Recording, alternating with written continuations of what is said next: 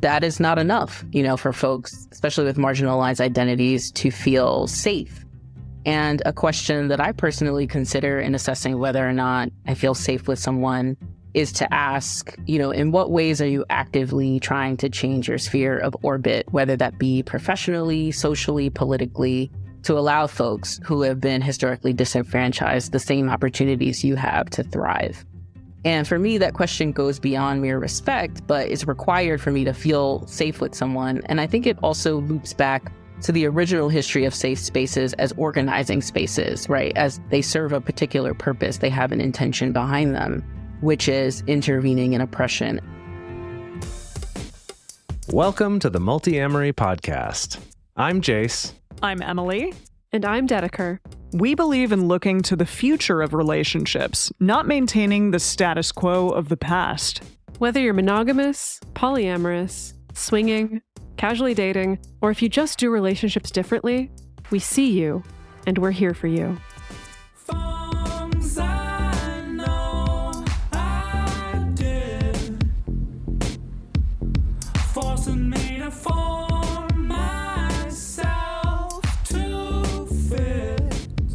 On this episode of the Multiamory podcast, we're talking about creating safe spaces in relationships. What are safe spaces and how do we make sure that they're present in our relationships? Today, we're also going to be discussing the history of safe spaces on college campuses, their use in various social justice movements, as well as discussing some considerations for how you can take this and make your own intimate relationships safer as well. And to have this discussion, we are joined once again by one of our researchers, Dr. Keyanah Nurse. Thanks for joining us, Keyanah. Thank you for having me. I wanted to start out because I was the one who initially presented this topic to the group, and I appreciate the fact that you sort of pushed back and said there's so much further that we can go with what my initial idea and take on this topic was. And initially, I had just thought, how is it that we create safe spaces for our partners? And how do we create a safe space in terms of being able to come to our partners when something is wrong, for instance, when there are challenges within the relationship? How do we make it okay and safe for our partners to be able to come to us in those moments, even though it might be vulnerable and it might be challenging and scary? But when you came back to me and discussed this, I could see that there were so many additional layers and things that I hadn't even thought about in terms of what this potential topic could be. So I'm really excited to get more into that today. Yeah, I think it's a great topic. And certainly, when you talk about safe spaces, I think that initiates a reaction in people, right? Because we definitely see it so much in our cultural lexicon. But also, obviously safety looks like and feels like different things for everyone, depending on the identity that you occupy. But also, it's a fraught topic for a lot of us because, again, safety as defined, completely devoid of any harm or any risk is impossible. And so I think it's definitely worth it to sort of think about what safety looks like interpersonally, but also think about how that's always informed by the larger cultural context that we're all navigating. Yeah, and as we'll cover in this episode, definitely the macro level of this, the larger cultural context, does get mirrored and vice versa in our personal relationships or intimate relationships as well. This has been bouncing around in my brain ever since a few weeks ago when we had Martha Kauppi on the show. And at one point, she dropped, whoever is the one who says, "Oh, I don't feel safe," they get their way. And I think she was phrasing it in a context of not necessarily saying that that's good or that's bad, but that's just kind of how we have, compassionate, ethical relationships. And I've really, really been chewing on that one because I agree with that. And also, it's true that I think even in our intimate relationships, we cannot completely scrub out any risk or any stepped on toes, And so it's definitely something that I've been chewing on of how we rectify that tension and that push-pull. Yeah. So if safety is not, and this is kind of what we're getting into in this episode, if full-on safety of no risk of any harm at all is not realistic, that's not really possible, and I would argue not even really desirable, because then we would all just live in little padded boxes with IVs feeding us or something like that, right? That the question then is, what do we aim for instead? right? What can we strive for? What other frameworks are there out there that allow us to create relationships where we have opportunities for connection and vulnerability and not feeling unsafe, right? It's like maybe we can't be totally safe, but we don't want to feel unsafe either. So what does that look like? Right, that weird in-between space. So before we dive in, we need to jump in with the caveat that today we're not going to be talking about safety or safe spaces within the context of a relationship that is abusive. So like once we've crossed that line into abusive behavior or abusive dynamics, this conversation is different. So we just have to clarify and make that distinct. And basically what we're going to go through today is we're going from a more zoomed out perspective into a more zoomed in perspective. So we're going to be starting out talking about definitions, the history of safe spaces. We're going to move on to talking about how we evaluate tolerable risk in relationships. And then we're going to close out talking about actions for creating relationships that do feel safe. Just a classic multi-amory episode. So let's jump into this from the beginning with the question of what are safe spaces? What's the history of this term and what does this even mean?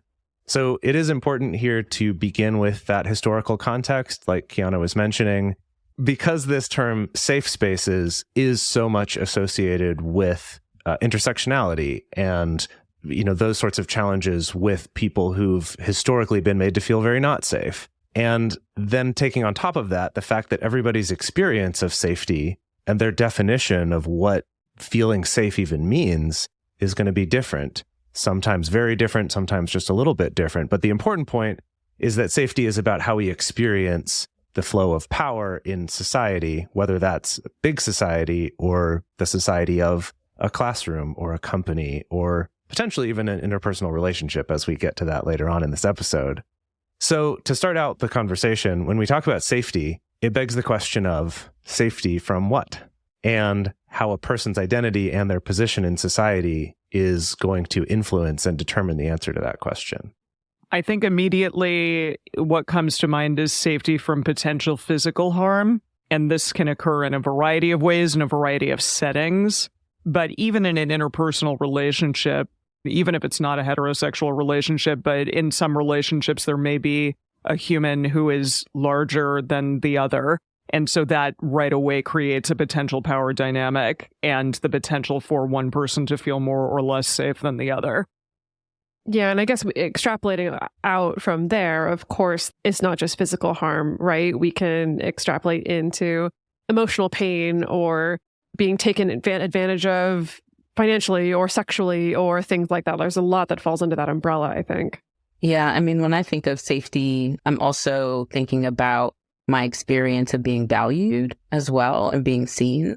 And I think it also begs the secondary question, right, of safety to do what? So not just, safety insofar as avoiding something, but also safety as something that gives you capacity to do something else. And I wanted to sort of also start with a conversation around the history of safe spaces, because it reminds us that safe spaces have always been about centering marginalized voices and strategizing around how to end oppression. For example, during the 1960s and 70s, this is like a glorified period in terms of social justice movements in the United States.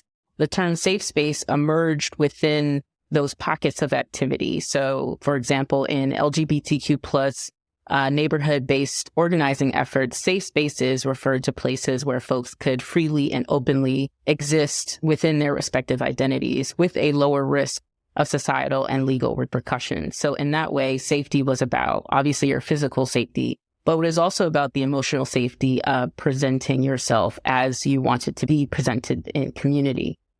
Yeah, when we are grappling with those kind of two questions of like safety from what and safety to do what, that was one of the first things that floated to my mind, is thinking about like safety around authenticity, so it's something that's, instead of, again, just being defensive, it's almost like it's being additive in a certain way, right? It's expanding space around being able to show up in that really authentic way without needing to worry about, how you're presenting and who you're talking to and their judgments and things like that. I'm also thinking about in communities where people are discussing things, that feeling of safety from a more just even social within that group standpoint is something like if we're all debating something or sharing opinions, feeling like mine isn't going to be shot down because of who I am or because my opinion's different from the group or because I don't agree with the teacher or the leader of this group or something like that, right? That it enables you to speak up and say those things without eventually learning you have to stay safe by not saying something, which is not actually safe in the sense we're talking about here. Yeah, and I think part of what's so interesting about these spaces is that when the space is defined around a shared identity and you create community around that, you begin to see how you invested in your safety because it relies on the safety of others as well. And so it's that interdependency, I think that's really tied to folks' identity within these spaces that makes for that capacity, right, to show up authentically. Absolutely. And you found sort of a historical overview that was written in 2017 by Diana Ali called Safe Spaces and Brave Spaces, and it was published in the National Association of Student Personnel Administrators Policy and Practice Series. That's a mouthful for sure. It discusses how the term safe space is also intimately tied to social justice movement building on college and university campuses during that same 1960 and 1970 period.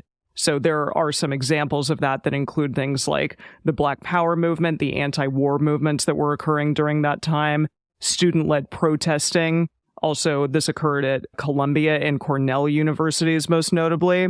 So the term safe space became coupled with advocacy work overall, and these spaces were literal locations for organizing and for planning.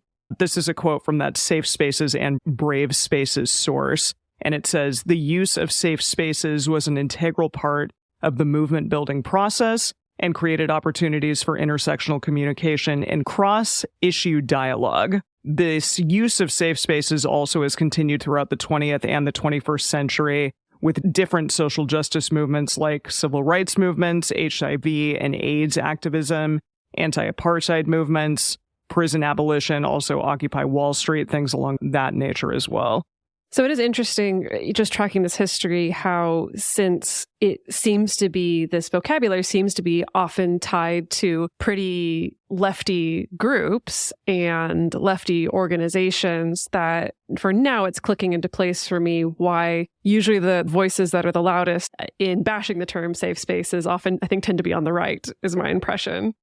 Exactly. And I mean, the current debates around safe spaces are, complicated on both sides of the spectrum, because on the one hand, you have the argument that safe spaces sort of detract from freedom of expression. They don't allow people to actually exchange ideas. They don't allow people to speak honestly and frankly because, and again, this is where the sort of like college campuses as breeding grounds for liberal snowflakes comes in, where folks are not equipped to be able to deal with opinions that are drastically different from their own. But I also think that there are sort of interesting conversations, within the left about safe spaces as well, where sort of a commitment to safety as free from harmful stock can also shut down conversation.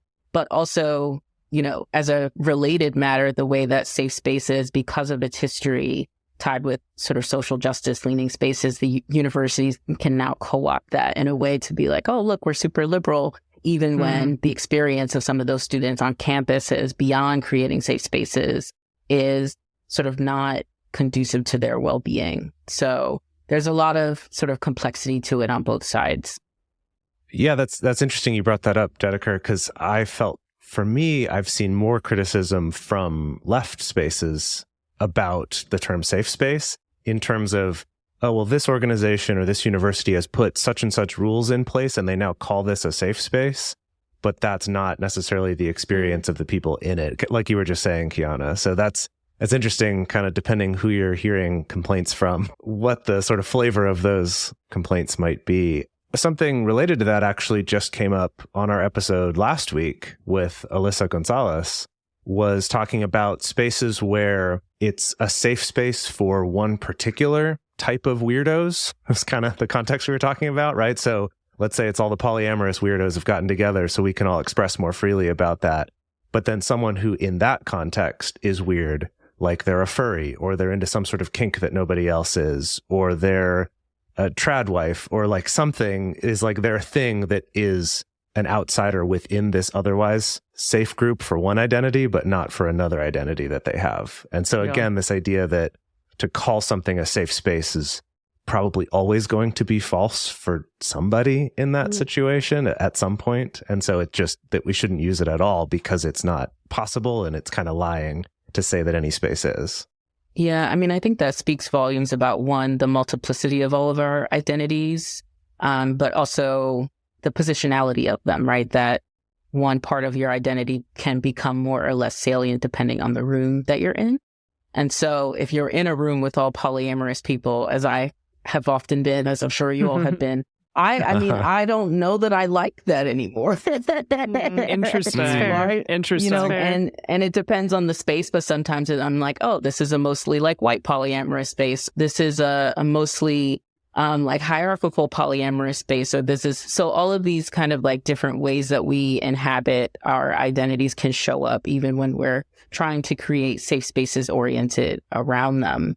But I think, you know, to bring it back to this conversation that's happening on campuses, again, you know, the idea of safety full stop is impossible, right, for students with marginalized identities, even when the explicit goal is to create a safe space for them, precisely the reasons that I was just mentioning. And so, you know, this author, I think, calls for creating brave spaces, and it's something that I've seen other people in higher education looking more closely at because of the impossibility of safe spaces. And so brave spaces, at least according to this author, there are 5 components to it, right?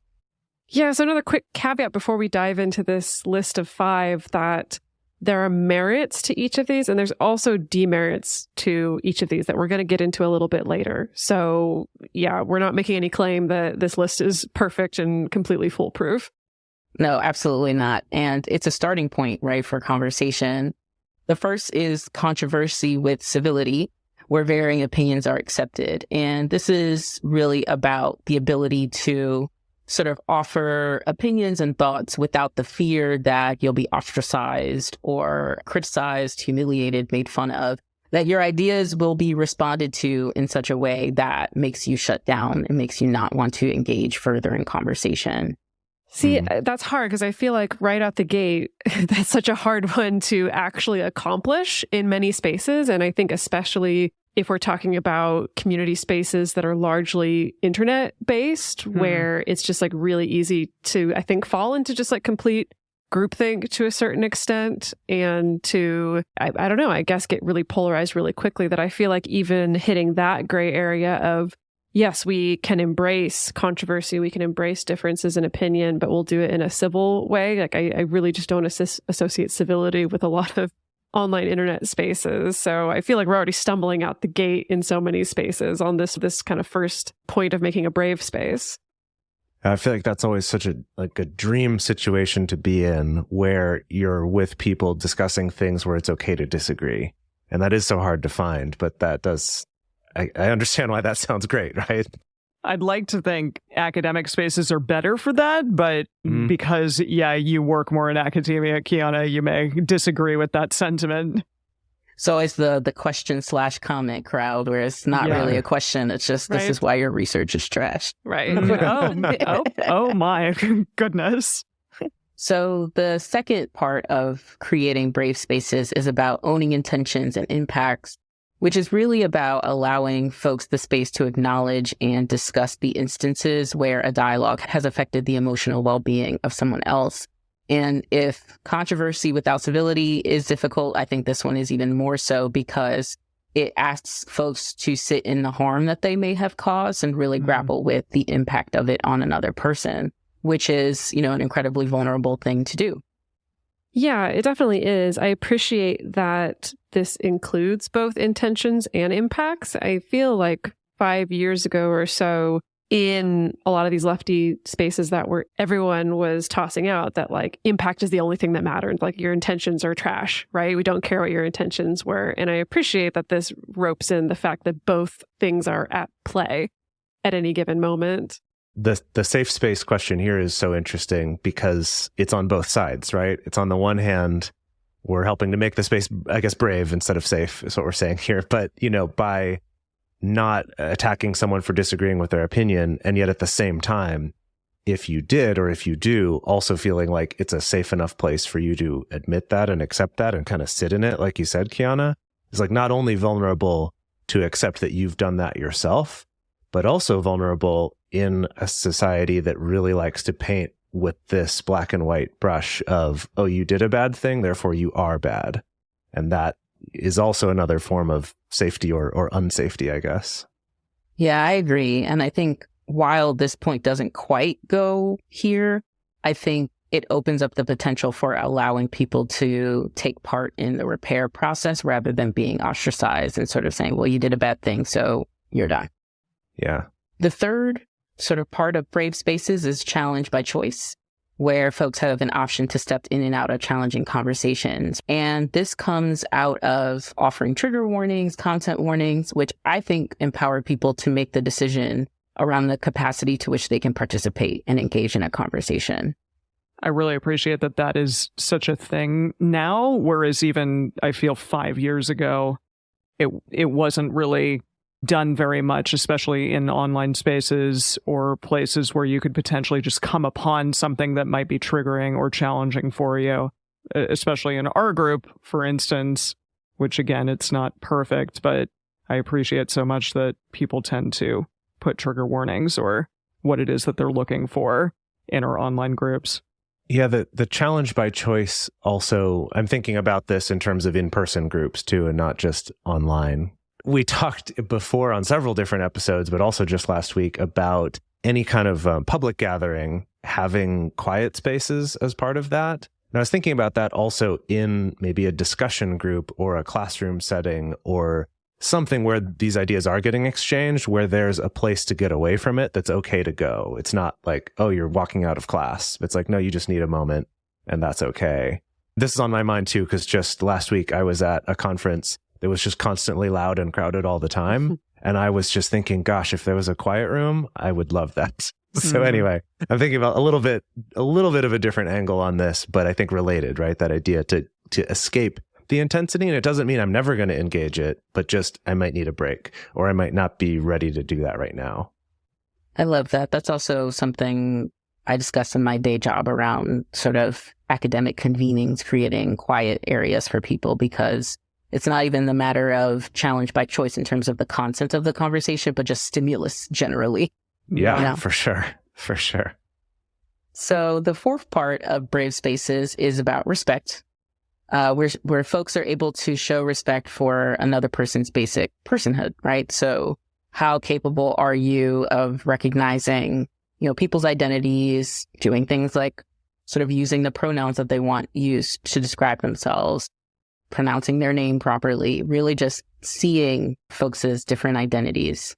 Yeah, and imagine this all, I think that ties into the controversy with civility, right? The idea that like, if you have an opinion that differs from mine or even just slightly differs from mine, I don't immediately dehumanize you in my brain or in my behavior, in my speech toward you.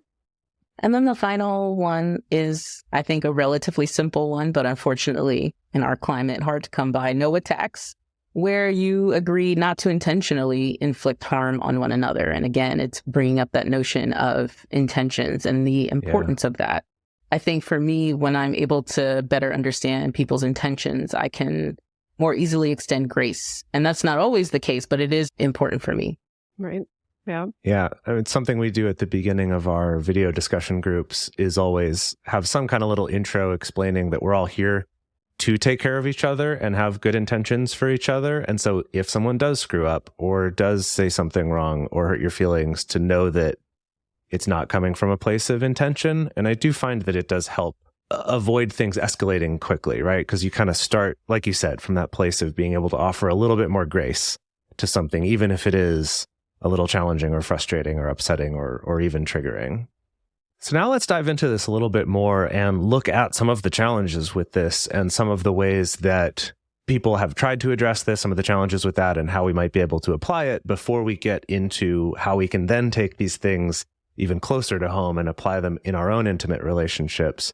But first, we're going to take a quick break to talk about how you can support this show. If you value this content, if you benefit from this, if it's helped you in any way, It really helps us to keep this going and to keep this information out there in the world for free for everybody who wants to listen to it by taking a moment to check out our sponsors, contributing to the show, and spreading the word about it. It really does make a difference, and we appreciate you. And we're back. All right, so now we're getting into these concepts of safety and risk and brave spaces. And let's get into the nitty-gritty now of how this can go wrong and maybe what we can do about it. Yeah, I was just thinking, the sort of 5 elements of brave spaces, they are all well and good, but is this trademark yet? Don't weaponize this shit. Not yet, but we should work on that for sure. You're right. Yeah, and so it's certainly an interesting framework to apply to interpersonal relationships, but I do think that these suggestions require a lot of unpacking because, without care, without intention, those very same suggestions could create unsafe relationships. In this context, unsafe being relationships that have more risk of emotional harm than folks have consented to. The first one that we want to unpack is that controversy with civility. And that's where, again, where varying opinions are hopefully accepted and you come at those opinions in a kind way, in a civil manner, as it were. But, civility can really be weaponized, like you just said, and it can be functioning sort of as a form of dismissal or minimizing or even potentially gaslighting valid reactions, things along those lines. Imagine tone policing would fall under this category. Yeah, absolutely. I mean, whenever I see the word civil discourse, I kind of get hives because it has always been a way to silence women, silence Black people, right? Because it implies a certain way of talking with each other that is the accepted way. And if you do anything outside of that, then you're suddenly uncivilized, right? And all of the sort of implications of that racialized term. Yeah, your next point here about how important it is to be able to express emotions in a healthy way. And that doesn't necessarily mean anger, but that emotions can take a variety of shapes. And this really resonates for me because I've definitely heard from people, oh, your tone is maybe a little too loud, or your voice is, a certain way or not. And I think it's challenging because to me and to my inner life, I may feel like I'm not getting overly expressive in terms of the way in which I'm expressing my emotions. But then to another person, they may feel like, oh, you're really acting out of control even. And it's that challenge of, where is that line? Where is that barrier between feeling as though I want to be able to express myself in this moment and I may be upset and I may be angry, or I may just really want to tell you that I feel a certain way in a specific way. And I don't want, obviously, that to be harmful to another person, but where is that line between the two? And I think that becomes so disjointed at times and blurry. So I'm not exactly always sure how to parse that out and how to make sure that I'm not harming another person, but that I'm also being true to myself. Yeah, and I think that, identity is so important here because some of us have more space to express emotions, even in unhealthy ways, than others. I struggle a lot with that as well, Emily, because I think women, the whole history of like hysterical women and how that sort of shuts off space for you to even just emote. And then, in my case, the archetype of the angry Black women, I have a lot of trouble with expressing anger for that reason. And so where is that line between sort of being able to just emote as humans do versus not harming people who have to be on the receiving end of that, right? So where's the line between raising your voice because you're angry versus like yelling and berating someone because you're angry? Yeah, that can be so subtle, but it also makes me think of, and I've heard this experience from other women as well, that I've had a handful of experiences where like certain men that I've dated, like the minute that a woman starts crying, then everything is like, whoa, whoa, whoa, whoa, whoa. Whether it's tears of anger or tears of sadness or frustration or whatever. You're crying at me. Yeah, which is so funny. It's obviously it's not every person that I've dated, but like, again, it's like the context and what we take certain expressions of emotion to mean, who takes certain expressions of emotion to be appropriate versus inappropriate. And then that also connects me to something that we've talked about a lot on this show, which is switch tracking, right? So the idea that you come to me, whether this is in a classroom or this is in our personal intimate relationship, and say something about how you're feeling or make a request or you state a boundary, and I switch track by being like, well, you shouldn't have asked it in that way, or you came to me crying and that really upset me, or you weren't being civil enough with the way that you asked me, that it's completely literally jumping tracks, right? So now we've completely derailed from what the original content of the conversation was, right? And so that seems like a very easy way that even this pillar of creating a brave space could be weaponized. Yeah, this reminds me of a book called Civility, actually. I'm not sure if any of you have come across that or read it. It's by Stephen L. Carter. It's called Civility, Manners, Morals, and the Etiquette of Democracy. And this was a book that was assigned to us before entering freshman year at Oberlin College when I started going to school there. And it's a book all about civility written by a very conservative Republican Black law professor. And it was interesting reading this going into a school that's known for being very, very liberal, and how much when we showed up, first of all, how few people actually read it. Is that really surprising, Jase? That's really... okay. That part's not surprising. You're right. That part's not surprising. Really, none of it is surprising to me now. But at the time, I was a little surprised by how dismissive so many people were of all the stuff that he said in the book, because they're sort of like, this is a conservative, I'm not going to listen to them. And it's actually a book that I still to this day, I disagree with a lot of what he said in it, but there's parts of it where I'm like, that's a really great point, and that's something to think about. But anyway, so when we were talking about our connotations with the word civility, I do think that in his book, he both showed some ways that we miss out on civility, but he also kind of weaponized civility in some ways to sort of quash people who might disagree with him. So it's interesting seeing that on both sides there too.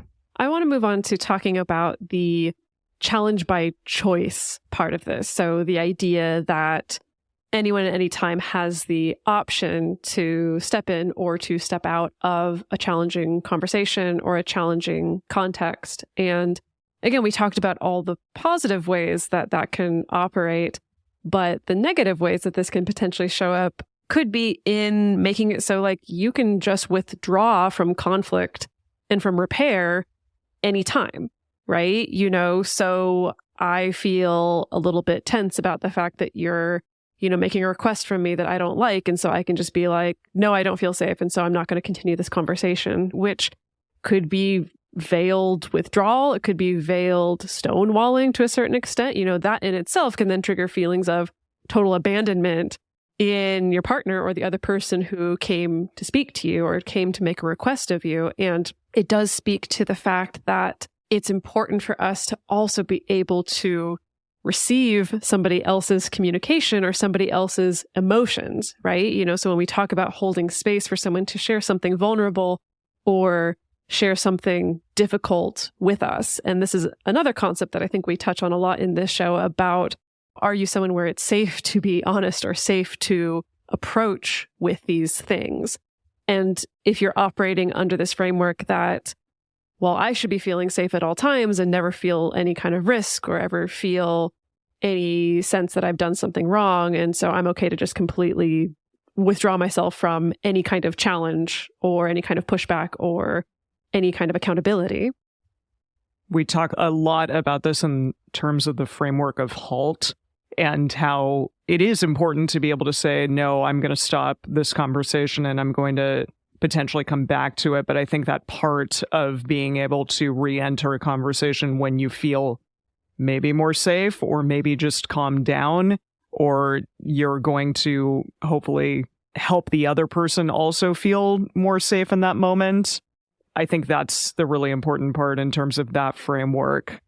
And that's interesting here because I agree that it's important to be able to say no, but ideally you do come back to it at some point if both parties are willing, I guess.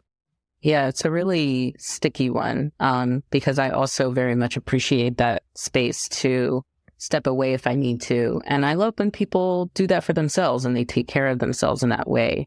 One of the things that I've noticed that's been helpful for me is when the withdrawing around the same sort of issue and true withdrawing, as in I am leaving and I'm actually not going to do any work around trying to have this conversation. When that repeatedly happens, then I can discern that that's what's happening and not someone genuinely needing to take space for themselves because the topic is too challenging. And that brings up a great point that I think hits on a lot of this. And that's why we always say, don't weaponize this shit about basically everything, is that I think people will try to come up with rules of, okay, well, if we have this thing in place, or we have this rule for how we talk in this group or in our relationship, that somehow we can just come up with the right rule that will solve the problem. But like what you were just pointing out there, basically what everyone has said now in some form or another, is that sure, that's all well and good if it's done with the right intention and for the right reasons, but it could also easily be used as a way, maybe not even trying to be hurtful, but of a way to not engage with something that you really should be, that is feedback you do need to hear or something you do need to process for this relationship. And so all of this really relies on not just trying to find some rule that makes this work, but evaluating those situations and those relationships and deciding when something's not safe for you, I guess, or not safe enough, I could say. So I want to move to the respect sort of item, right, of showing respect for another person's basic personhood, because this is probably the one to me that seems the most like a Trojan horse in a way, because it's so vague. And also, of course, like, who would disagree that you shouldn't show respect? And the reason why it stands out to me is because I question, well, what does that term mean, right? Does it function as a synonym for mere tolerance? Because that's a little bit what it feels like. And that is not enough, for folks, especially with marginalized identities, to feel safe. And a question that I personally consider in assessing whether or not I feel safe with someone is to ask, in what ways are you actively trying to change your sphere of orbit, whether that be professionally, socially, politically, to allow folks who have been historically disenfranchised the same opportunities you have to thrive. And for me, that question goes beyond mere respect, but is required for me to feel safe with someone. And I think it also loops back to the original history of safe spaces as organizing spaces, right? As they serve a particular purpose, they have an intention behind them, which is intervening in oppression. And so I try to phrase it that way so that there's a lot of different points of where you could come in and do some work, because if I'm talking to someone and trying to form a relationship with them, I don't expect them to have an answer of how to solve racism. But I do want to know that they have some sense of, or are doing some things within their sphere of influence to make the world, to open up more possibilities within the world for someone like me. And how would you define and distinguish mere tolerance? Color blindness in a way. Sure. Yeah. Sure. Yeah. If I had to, the too long didn't read version of it, it's like, oh, you just you happen to be a Black woman. Yeah. I think, part of what this is about too is that the recognition that there's no universal personhood, right? That doesn't exist. And some folks are still denied full basic personhood if we're thinking about that in legal terms, if we're thinking about that in cultural terms. And so just always the push to really interrogate, well, like, who are we talking about here? And how are people's experiences of how they have to navigate the world drastically different? And how is that showing up in how I interact with them and how they interact with me? And then the last one of the 5 was the no attacks, right? And this is, again, going back to this idea of intention, right? It's hard to define that as a rule because something that might seem perfectly civil could actually be a quite vicious attack, right? And we kind of mentioned that before. But that intention's a really important part of it. And I would say that this one actually loops back to number 2 that we haven't really gotten back to, which is being able to own your intention and your impact if you have caused harm to someone else. So that idea of no attacks, but also if something happens that even wasn't intentionally attack, but was hurtful to someone or was out of line, then being able to own up to that and feel safe enough to own up to that is, I think, a big challenge. I think that's one of the hardest ones. They're all hard. All 5 of them are hard. It's all hard because, again, to zoom into looking at personal relationships, it makes me think of how, for instance, in a toxic relationship dynamic or an abusive relationship dynamic, doing something like going to couples therapy is not recommended because that same dynamic can still be perpetuated, just quieter and with better, more gentler therapy language, right? So you can still fall under the jurisdiction of this isn't an attack, right? Even though in intention and in impact, it completely is an attack. It was just done with very, very nice, very civil words. And again, that's a really vague terminology, just no attacks. It's like an attack to one person may be very different than an attack to another person. And I guess questioning that, all of this reminds me of just, the intersectionality between what sort of history a person has, who they are on a variety of levels, and what that's going to bring to the conversation in terms of whether or not they feel safe in a situation or not. Even though the intent is there and is good, it's not necessarily looking at all of those intricacies of what the person may be bringing to the situation. So that's really challenging. And I think, yet again, another reason why my initial idea of let's just talk about safe spaces, like there's so many more layers to it than even what I initially thought. So this discussion, as we've been talking about the history of safe spaces, the pros and cons of brave spaces, it changes the conversation from how do we create safe and or brave spaces for our partners to how do we mitigate risk enough to create opportunity for connection and vulnerability. And then the second thing that I think is incredibly important is how do we do that in a way that's attuned to the cultural and historical realities of power and oppression? Because again, everyone's experience and idea of what they need to feel safe is always going to be tied to how they have to navigate the world. And so it is such important work in relationship to be figuring out how much risk, how much emotional risk can I tolerate here? What is my threshold for when something not only ticks out of my comfort zone, but into this zone of risk, but then when does something tick from the zone of risk into this is like the danger zone where it's too risky, right? These are conversations that I'm having a lot with my clients. And this is really relevant for a lot of the work that I do, since I work with a lot of people somatically, is that sometimes feeling emotional risk and also feeling into emotional safety, we really do need to be attuned to what's going on in our bodies and in our nervous systems, because you can be telling yourself all day long that your relationship is safe, or that it's safe to have this particular conversation, or it's safe to make this request, but everything from the neck down can be telling you no can do, right? Your heart can still be beating and your palms can still be sweaty, and that can be based on stuff that's happened in the history of your relationship, or it can be based on literally what body you are in, right? And whether or not the body that you happen to be in has had an overvalued membership in society or an undervalued membership in society. And that also intersects with who you happen to be in a relationship with and what body they happen to be in. So, Stan Tatkin, I believe, what was it, 200 years ago, Emily, that we did that episode about Stan Tatkin's book about attachment? Yes, he talks a lot about this stuff as well, about finding emotional safety and attachment safety, and that being a foundation for being able to have a satisfying and a loving relationship. This book by Stan Tatkin, it was called Wired for Love, and we discussed it on episode 177 and also on 291 a long time ago. Deep in the Multiamory archive. I love that. Exactly.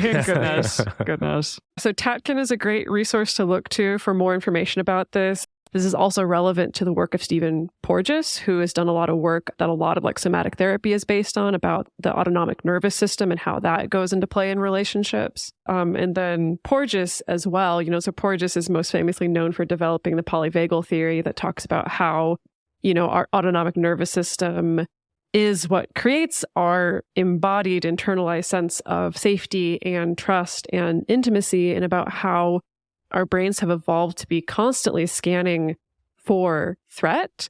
Our brains and nervous systems can pick up very, very, very subtle cues of threat, right? We can especially be trained to pick up how quickly or slowly a partner is responding to us, or whether their face is doing that tick thing that it does when they're frustrated, or noticing a little bit about how the prosody in their voice is rising, as they're getting more activated, like we do pick up on those things. And then that gets internalized, via a process that Porges calls neuroception, essentially, which is our brain checking in with our body to assess those feelings of risk and safety. And so when we get the message that things are actually safe, that's when our ventral vagal complex, which is our social engagement system, it lets us actually listen to somebody, compassionately, to connect with them, to make eye contact with them, also to be able to be creative, to problem solve, to be able to share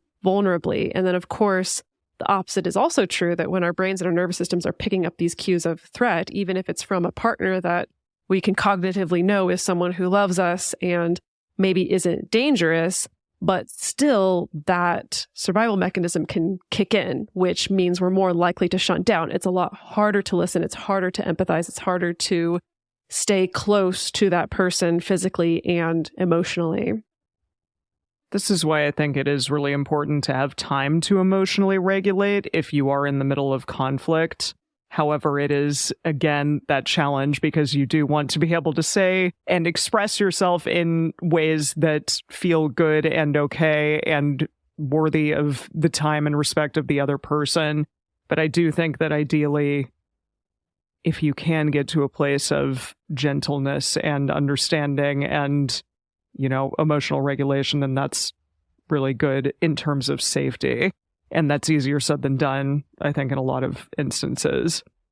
Yeah, I think it's so interesting how our brains can pick up signs of threat and how that obviously will look different for everybody, right? So now I'm thinking about this and I'm like, oh, that's why I get really nervous whenever my partner starts with, so I have to talk to you about something. That's Reddit. Or you get the text, it's like, we need to talk. And I'm like, about what? There's a particular sigh that Jase does. Oh boy. Oh no. It's when you do the poof sigh, when you do the poof. That. Yeah. Oh gosh, that. Yeah. And it's not even anything to do with me, right? It's not like it comes out in conflict. It's just like you're stressed by something and you do the poof, and I'm just like, I feel all those little muscles in my back just kind of go. That's the power of mirror neurons. I know. It's especially with people that we're attuned to, where like our mirror neurons in our body are actually firing in sympathy, essentially doing the same thing as someone else, even if we're not experiencing what they're experiencing. Like, it's why watching someone eat or watching someone get punched in a movie, there's like a part of you that's actually physically reacting to it. It's super fascinating stuff. But that's, that response that we have to someone's nervousness, right? So this is something we talked about way back on episodes about coming out or talking to your partner about opening up your relationship or something. Of if you're regulated and calm, it's going to be easier for them to hear you as well. Anyway, we're getting off track a little bit, but yeah, there's we're all so attuned to each other. It's really fascinating as humans. Yeah. And, we're sort of paying attention, and you can probably pick up on it a little easier with folks that you do know because you know their habits. But again, I think that the way that your brain sort of scans for threats is where sort of self-awareness and coupled with cultural awareness is key here, because I could step into a room full of people that I don't know, and my brain, because of, like Dedeker said, the body that I occupy, can feel that this is not the safest space for me. And I think that that's something important for us all to consider, insofar as, you can try very hard to make someone feel safe, but you also have to understand how the sort of cultural reality of your identity impacts them, even if you love them, even if you're in a relationship with them, even if you've known them for a long, long time, that is still always going to be present in the space, right? I think there's also something really valuable in being on the other side of that too, of kind of being aware of how your physical presence can affect your partner or even just your friends or coworkers or whatever, based on their identity and your own, right? And it's a very complex thing. So it's not like, just do this math equation and you'll know exactly what the effect will be, but more just being aware of it and trying to learn as you go and see what those reactions are. Like something that I think we've talked about before on this show is kind of like Emily mentioned way back at the beginning, right, about physical safety. And that if you're someone who is a lot larger than other people, if you have a big reaction to something, that could be really scary to someone else who's less of a large person, right? Less of a large human than you are, even if they have no past evidence that you would be violent to them or that you would be threatening to them or anything like that. But that doesn't mean that there's not that impact and that their body isn't going, holy shit, holy shit, holy shit, right? This is a scary thing. I should be worried here. And so I think that, I just mentioned size as one example. I'm thinking of one particular example of two friends that I saw talking at a party years ago. And he was like a real big guy, like way huge compared to me too, right? And, she was much smaller. And he kind of jokingly, was like, oh, I think this thing, whatever they were joking about. And I watched her physically like recoil and kind of be freaked out and feel uncomfortable. And I was like, I need to go in here and break this up and, talk to both of them and try to resolve this. But seeing how clearly in a different situation, what he did would have been totally fine. But in that context, it wasn't. So I think there's also a lot of value in becoming aware of these things to try to be that safer person to be around and come to, even if it's like, well, I'm safe. I'm not going to do anything to anyone, but it goes beyond that. There's also that effect very subtly in how people feel around you because of whatever their history, your history, all of that. So as we think about what this looks like in practice and how we can actually do the work of creating safer relationships, or rather safe enough relationships, safe interactions, there are a few action items that we want to get into around what this looks like in practice. Because it's really about, again, thinking through the capacities you've built in your relationships to hold the inevitability of harm. Yeah, and I like that you point that out, that we do need to accept the inevitability of this, right? Even if it's literally just trotting on someone's toes emotionally or physically, that we bump up against each other. That's what we do as human beings. And so we do need to have pathways to repair. So the first potential action item is something that we've talked about a lot on this show, and that's practicing nonviolent communication. You can do this at all times, but especially in moments of conflict. And we actually wrote about this in our book, which is coming out. So come look that section up in our book. But it's something that you can think about in terms of nonviolent communication are things like self-empathy and then also receiving empathically. So nonviolent communication suggests that however the other person expresses themselves, we're hopefully going to be focusing on listening for the underlying observations, feelings, needs, and requests. And some of this also comes out in like I statements, stuff like that. But essentially talking about things in terms of what is it that occurred during the specific situation? How did I feel when that thing was occurring? What do I need from you in the future? And offering a potential request of the individual. So it kind of goes in that trajectory when you're talking about nonviolent communication. When you're doing those specific things, ideally you're going to be expressing yourself in an honest fashion, but it's occurring in a way that is not violent towards the other person, but still hopefully holding space for you to be honest and communicative about the thing that happened and that was potentially harmful to you. Yeah, nonviolent communication has been such a great framework for me in all instances, personally, professionally, friends, families, coworkers, and especially with the honesty bit, because I used to be one of those people that said, well, I'm just blunt and not really taking accountability for the fact that I was kind of mean. And so I love the focus on sort of the observation, feeling, need, and request, because it's a clear sort of definition around what that honesty looks like, but also it focuses on you rather than sort of just making judgments on other people.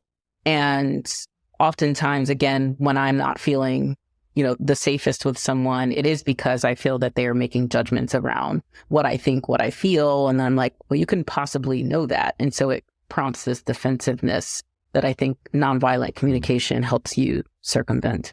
I think it's also a good example of how having some kind of framework can help, even if, earlier I was just talking shit about rules and being like, oh, we try to come up with, oh, if I just do X, Y, and Z, then I won't be causing harm, or then this space will be safe or whatever, and that's bullshit. But on the other hand, the reason why these frameworks like nonviolent communication and maybe brave spaces are important is it does at least give us something to remember and to think about and to strive toward. So I think that's such a good example of like how that shows up for you practically. The second one here is about embracing accountability and impact. So we're going to come back to this one again. So a few parts to this. One is being an active participant in the repair process if you're the one who has caused harm, rather than allowing that guilt or shame or even fear that you feel to prevent you from actively engaging in that and trying to repair. And we talked about this earlier in the context of groups and things like that. And I think that's a challenging place depending on the community, because there can be that feeling of, oh, if anyone admits they did something wrong, that gives us the excuse to ostracize them and oh, they admitted guilt. Aha, they're guilty. Throw them in jail, kind of a thing. That very punitive Western way of thinking about justice. But if you think about this in like your interpersonal relationships and your friends and things like that, it is very different. And this is one I know came up a lot with Dedeker and I early on in our relationship. I think, Dedeker, you could tell it better, but that you weren't used to someone admitting fault ever. Oh, like yeah, really threw me off. In your family. Really threw me off, for sure. And that's interesting you bring that up because, yeah, this makes me think about not just having the ability to say that you're sorry in a relationship, but I think also the ability to say that you're sorry without just collapsing into that, right? Because I think we see something maladaptive happening on both extremes of the spectrum. There's both the extreme of someone who can never embrace accountability, who can never acknowledge impact, who can never say that they're sorry. And then on the other side, the other extreme of if that's like the first card you whip out as soon as there's any kind of critique or pushback is just like the I'm sorry, whether it's guilty so many times, all the time. Right. Well, whether it has meaning behind it or whether it's just like a throwaway, I'm sorry, just to try to get the heat off your back, right? It's like there's something about this middle path in between those two extremes that needs to be in place in order for like actual accountability to take place. I was just going to say that, I myself have been in dynamics where someone does something wrong and the apology then becomes about me having to support them because they feel bad rather than like receiving the apology. Up in there. So, oh boy. Yeah. It's just exhausting. And then you still scratch your head at the end of it being like, I don't think I actually got the apology that I was looking for. And so that accountability, embracing it, and I think being an active participant in the repair process is so important to avoid that. Right. And I think, part of that then is being honest about the extent that you might need to figure that out on your own. Like if you were the one who realized, oh shit, I did something. I think especially if it's become a pattern, right? If this is something that's happened more than once, or realizing, okay, this is a repeated pattern of what kind of work do I need to do, and kind of being willing to take that time and do it. And I think that step is hard because sometimes it's just, oh, I admit I was wrong. I said I was sorry. It's all better, right? And maybe it is if it was just a one-time little thing, but maybe it's not if this is part of a larger pattern, in which case actually doing your work separate from your partner and not making them do that work for you is a really important step in that. And I'd say on the other side is, as the partner who feels like you need that apology and your partner needs to do that work, I guess one, being willing to let them do it, or realize that you're not ever going to forgive them or feel okay and get out and stop trying to force this thing to feel safe somehow by like punishing them enough, or by, I don't know, just hoping they'll be a different person or you'll be a different person or something like that. That just to realize that you either need to give them the time and opportunity to fix that, or let's just not and move on. And that might be better for both of you. So the third action item on this list is practicing critical humility. And this is a term that I learned recently from English scholar Kathleen Fitzpatrick in her book, Generous Thinking. It's a great book. I'm not going to bore you into the specifics of it, but it's just about how people are mean in academia and we need to fix Okay. But the term is really sort of embraces the possibility that you might in fact be wildly wrong about something or ill-informed about something, but still remaining open to that and moving in the direction towards learning, right? And for me, I think this is so important when you're in relationships with people, especially people of different backgrounds than your own, because if someone is actually doing the work of sharing their reality or sharing their lived experience with you, you shouldn't respond to that as if it were somehow like a proof of concept of this larger thing that you don't get, right? You should actually acknowledge that, oh, wow, I didn't know that that was the case. Believe that experience, validate that experience, thank them for exposing you to something that you didn't see, and then take your own initiative to learn more. I often feel the least safe with people when I have to, one, just explain my existence, but then the questioning of that becomes a questioning of how I think about things as well. Well, so kind of related to all of these things, number 4 is rituals. We love talking about rituals. Go to Multiamory episode 409. We did a whole episode just about rituals. But as you'll find in that episode, we talk about how rituals can really serve to soothe anxiety and again, create those cues that your brain and nervous system are going to pick up on as being safe, right? So this is why we recommend to people, like if you get anxious before an uncomfortable conversation, if you get anxious before a radar or before a check-in, you can do something like build a nest for yourself and your partner, literally put your body in a context that tends to make it feel safe and secure and comfortable, right? Get into your PJs and cover yourself in pillows if that's what it takes. And that may not be the magic bullet that makes talking to your partner completely unscary. Again, we're not completely eliminating the risk and the vulnerability, but it's still supporting your body and your nervous system to be able to open up a little bit more, right? And there are so many things that you can do in your relationship to support this, whether it's something as simple as, I don't know, I feel like on a day-to-day basis, like I'll go through moments where I don't necessarily feel like responding to a partner's bid, right? If they're like, oh, watch this YouTube video, or if Jase is like, let me talk to you about AI for 15 minutes or things like that. And if I'm in the middle of like, I don't know, I'm trying to like do the dishes or work on something or whatever. But if I find a way to respond to that bid that's not adding to a sense of, oh, it's not safe for you to come to me, like I'm not responding to it in a way that's actually pushing against.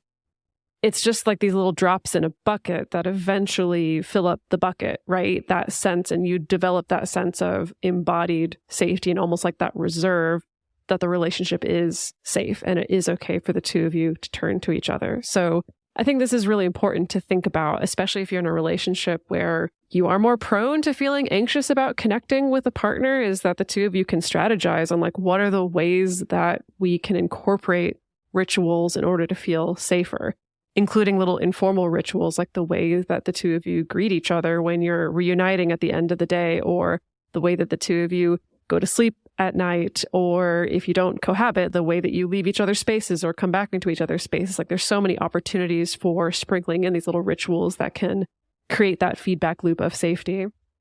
Wow. I think we learned a ton today. Thank you so much, everyone. And Keyanah, thank you for bringing your expertise and your perspective to this really important topic. Because again, I think this is such a better version of my initial idea on this topic. So we really, really appreciate it. Thank you for having me. And again, always being open to collaborate on how we can deepen the discussion for these topics. This was a really interesting sort of way to think about safe spaces within my regular realm, but then also to bring it into interpersonal relationships as well. Absolutely. And we want to hear from all of you out there. We're going to post a question on our Instagram stories this week. And that question is, what makes a relationship safe to you? So please let us know what you think about that. And the best place to share your thoughts with other listeners is in the episode discussion channel on our Discord server, or you can post in our private Facebook group. You can get access to these groups and join our exclusive community by going to patreon.com/multiamory. In addition, you can share with us publicly on Twitter, Facebook, or Instagram. Multiamory is created and produced by Jase, Lindgren, Dedeker, Winston, me, Emily Matlack. This episode was researched and guest starred by Dr. Keyanah Nurse. Our production assistants are Rachel Shennewerk and Carson Collins. Our theme song is Forms I Know I Did by Josh and Anand from the Fractal Cave EP. The full transcript is available on this episode's page on multiamory.com.